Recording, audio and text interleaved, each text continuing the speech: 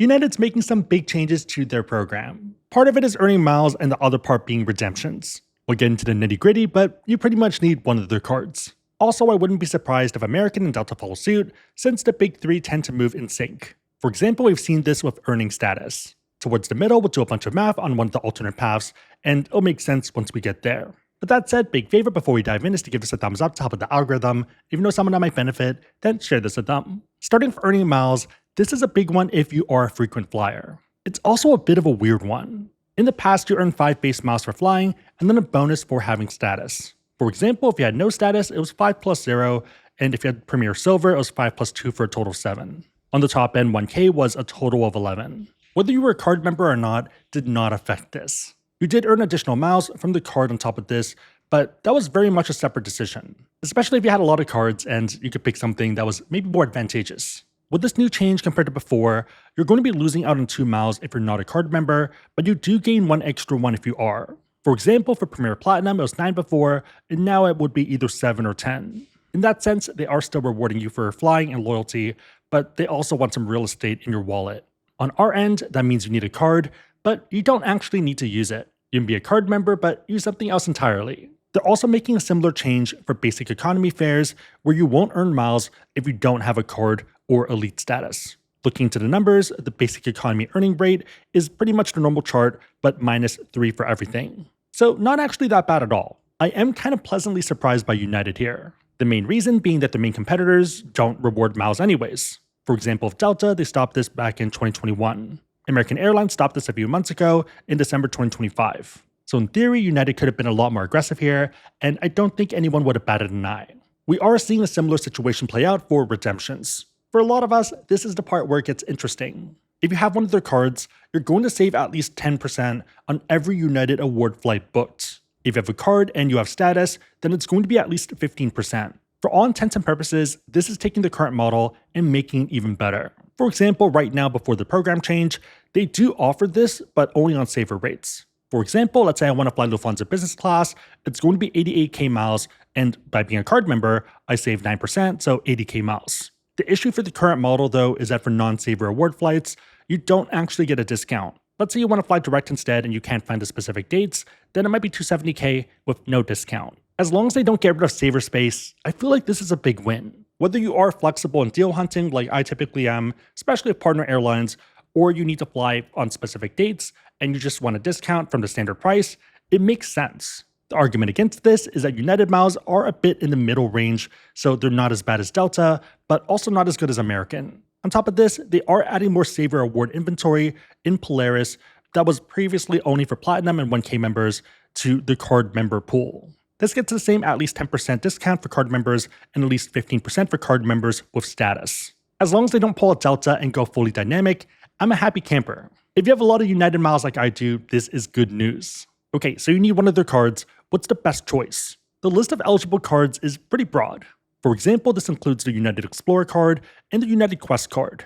These are both fan favorites. Also the United Club card, United Business card, and the United Club Business card. Not surprising that the heavy hitters are here. The best part though is that even the United Gateway card and the MileagePlus Debit Rewards card will count for this. The former is a no annual fee card, so it's not like they're forcing you to a $6.95 option. There is a big question about non-US flyers and if they're getting the short end of the stick. Yes and no. Along the US territories, United has cards in a lot of international locations such as Costa Rica, Ecuador, El Salvador, Guam, Guatemala, Honduras, Hong Kong, Israel, Japan, Mexico, Panama, and Saipan. A lot of this is news to me. For example, Hong Kong has 1 card, Japan has 2 from Diners Club, 3 from JCB at different levels, 3 with MUFG, and 3 with Saison, and then 4 with UC. So a total of 15 options in Japan, which is crazy to me. Some of these are partner ones, so in Australia, it's a Broad Star Alliance card by HSBC. In Uruguay, there's 4 Scotiabank cards that count.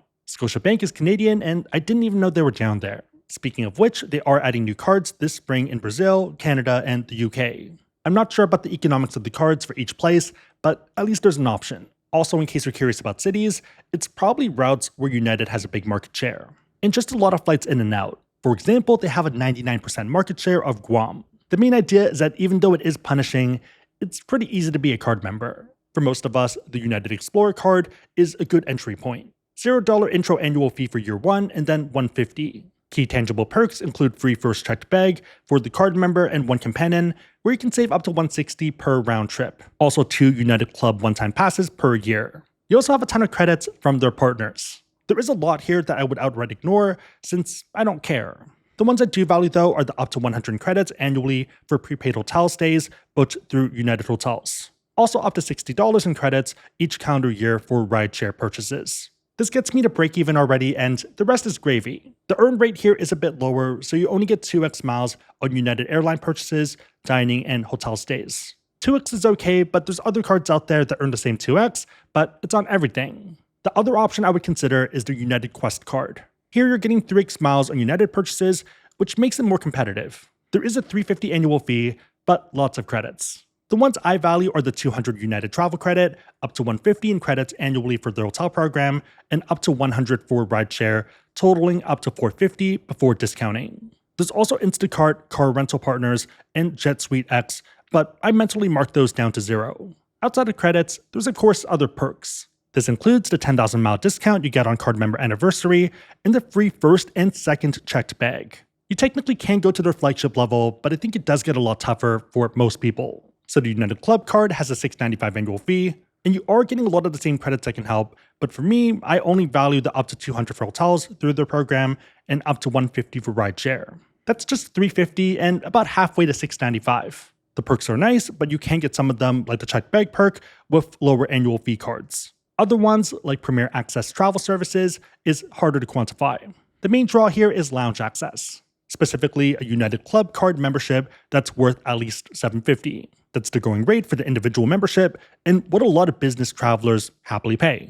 Whether that's worth $750 to you, though, is another question. I guess if you're planning to pay the $750 anyways, you might as well get the card instead for $55 less, and also get a bunch of credits and additional perks. Multipliers here are a bit higher, so 4x miles on all eligible United purchases, and this is on top of what you're getting from United's side. I think the first two make more sense for most people, but your mileage may vary.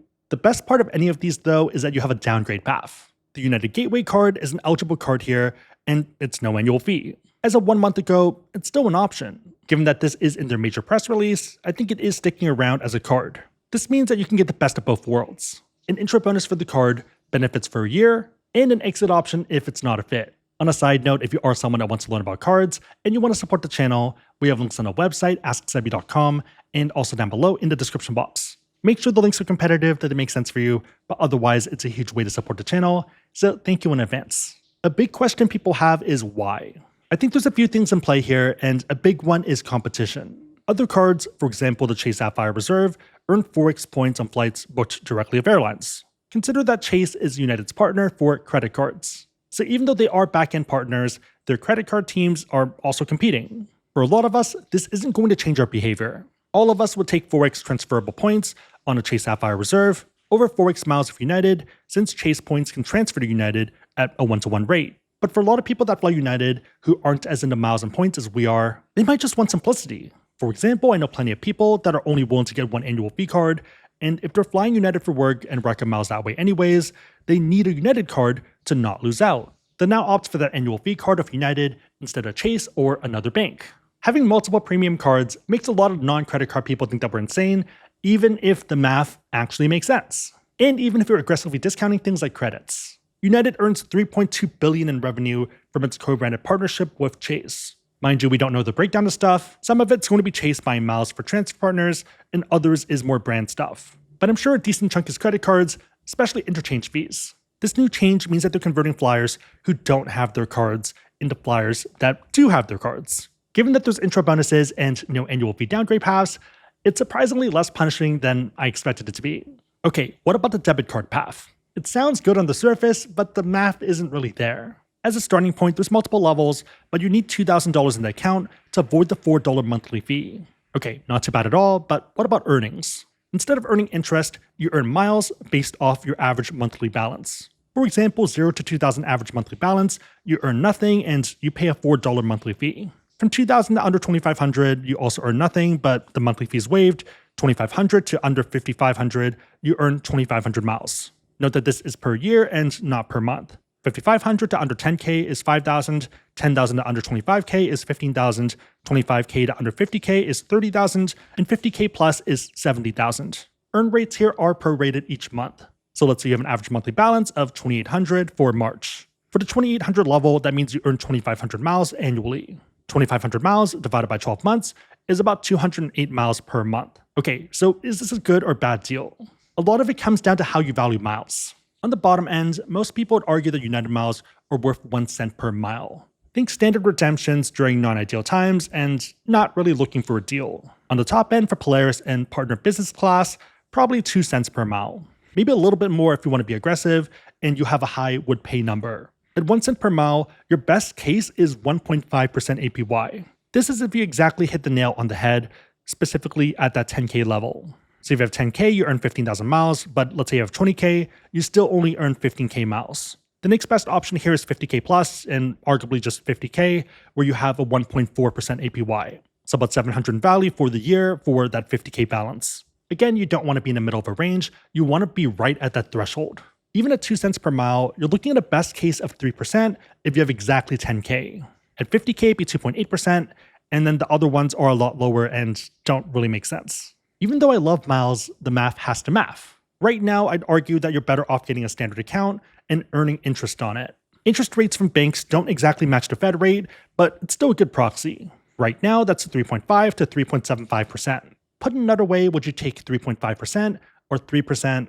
Most people are taking the former. And of course, this can change in the future if the rates change. Even if you were super aggressive and valued things at 3 cents per mile, then you might get up to 4.5 or 4.2, and then it could work, but it's just tough to argue that level. If it makes sense for you, then great, but I have a hard time doing it. Okay, but what if you need one of these because you fly a lot for work and you're locked out of being a card member? In this case, we want to look at opportunity cost. The idea that the money could be elsewhere and earning, let's say, 3.5%. Taking a look at the numbers, opportunity cost is 70, 87.50, 192, 350, 875, and 1750. Obviously, your numbers can be different depending on your bank accounts that you have and that you're willing to open up. The idea, though, is that the money could be doing something elsewhere, so there's an opportunity cost. Feel free to pause, but let's add all the numbers we talked about and look at a final chart. At 1 cent per mile, your best bet by the numbers would be to just put 50 bucks in there and eat the fee. The net cost is minus 48, so you are losing money, but you're losing the least amount of money here.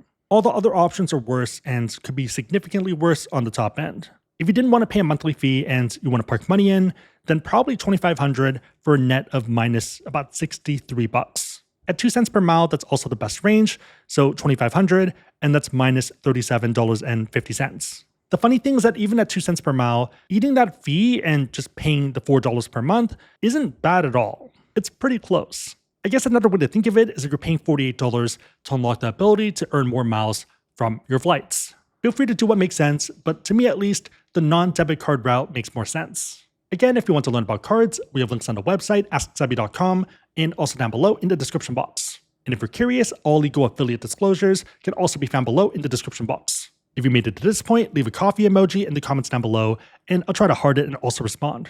3 questions. Number 1, what are your thoughts on the changes? Number 2, if you had to pick one of the cards or one of the paths, which one would you go for? Or number 3, would you prefer the debit card route? Let me know and everyone else know in the comments down below. Big favorite, thumbs up, share this, but otherwise hope you liked it. See you next time.